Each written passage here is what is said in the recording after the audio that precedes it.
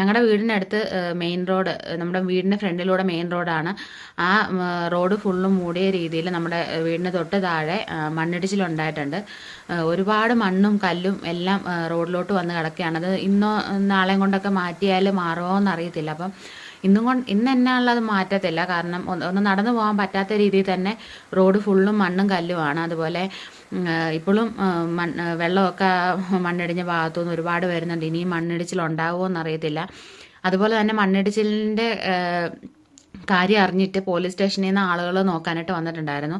ആ സമയത്ത് ഒന്നും കൂടെ മണ്ണിടിച്ചിലുണ്ടാകുകയും പോലീസ് വാഹനത്തിലിരുന്നവർ പെട്ടെന്ന് ഇറങ്ങി ഇങ്ങനെ ഓടി മാറുകയും ചെയ്തതുകൊണ്ട് വാഹനം മാത്രം മണ്ണിടിച്ചിലിൽ പെട്ട് ഒരു സൈഡിലോട്ട് ഇങ്ങനെ നമ്മുടെ ആ റോഡിൻ്റെ അപ്പുറവശം താഴോട്ട് ഇങ്ങനെ ചെറിയൊരു കുഴി പോലെയാണ്. അപ്പോൾ ആ ഒരു വശത്തോട്ട് പോയി.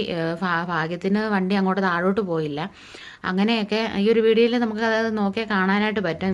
ഇന്ന് രാവിലെ എൻ്റെ ഹസ്ബൻഡ് അവിടെ പോയ സമയത്ത് നമുക്ക് ഇവിടുന്ന് താഴോട്ട് നടന്നു പോകാവുന്നതേ ഉള്ളൂ മണ്ണിടിച്ചിലുണ്ടായ സ്ഥലത്തോട്ട്. അപ്പം അവിടെ പോയപ്പം ജസ്റ്റ് ഒന്ന് എടുത്തതാണ്. വലിയ വലിയ കല്ലുകളാണ് വന്ന് റോഡിൽ കിടക്കുന്നത്. അപ്പം ഞാൻ ഈ വീഡിയോ ഇടുന്നതെന്ന് പറഞ്ഞാൽ ഓരോ 10 മിനിറ്റിൽ 15 മിനിറ്റിൽ ഇതുവഴി KSRTC ആയിക്കോട്ടെ, പ്രൈവറ്റ് ബസ്സുകളായിക്കോട്ടെ, എല്ലാ വാഹനങ്ങളും ഓടുന്നതാണ്. അപ്പം ഇന്ന് എന്നാണെങ്കിലും വാഹനങ്ങളൊന്നും ഓടത്തില്ല. കാരണം അതൊന്നും ക്ലീൻ ചെയ്ത് മാറ്റാൻ പറ്റുമെന്ന് തോന്നുന്നില്ല. അങ്ങ് റോഡ് കുറേ താഴോട്ടുണ്ട്. ഞാൻ ഒരു ഫോട്ടോയും കൂടെ ഇവിടെ വെക്കാം. മണ്ണ് അതേപോലെ വ്യാപിച്ച് കിടക്കുവാണ്. പിന്നെ നാളെ ഒക്കെ ഇത് ശരിയാവുമോ എന്നറിയത്തില്ല. അപ്പോൾ ഇത്രത്തോളം ഇവിടെ മണ്ണിടിഞ്ഞ് കിടക്കുവാണ്. ഇവിടെ ഇന്നലെ രാത്രിയിൽ ഭയങ്കര മഴ എന്ന് പറഞ്ഞാൽ ഭയങ്കര മഴയായിരുന്നു. അപ്പം ഇടയ്ക്കിടയ്ക്ക് ചെറിയ മണ്ണിടിച്ചിലൊക്കെ ഉണ്ടാകുന്ന ഒരു സ്ഥലം കൂടെ ആയിരുന്നു അത്. പക്ഷേ ഇത്രയും വലുതായിട്ടുണ്ടാകുന്നത് ഇത് ആദ്യമായിട്ടാണ്.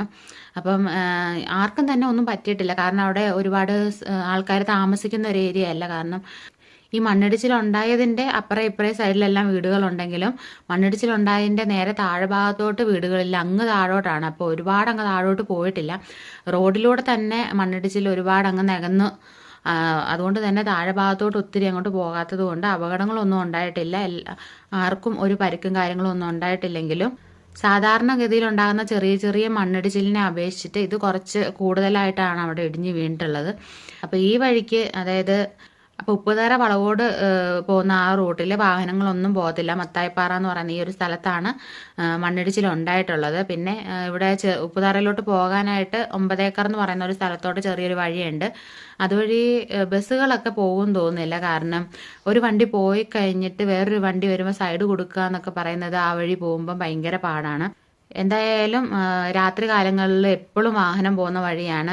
ബൈക്ക് യാത്രക്കാരും ഓട്ടോറിക്ഷ ഓടിക്കുന്നവരും ഒക്കെ പോകുന്ന വഴിയാണ്.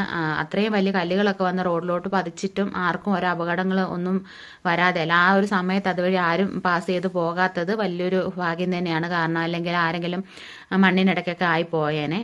അപ്പോൾ ആർക്കും അപകടം ഒന്നും പറ്റാത്തത് കൊണ്ട് വളരെ ഒരു സമാധാനമുണ്ട്.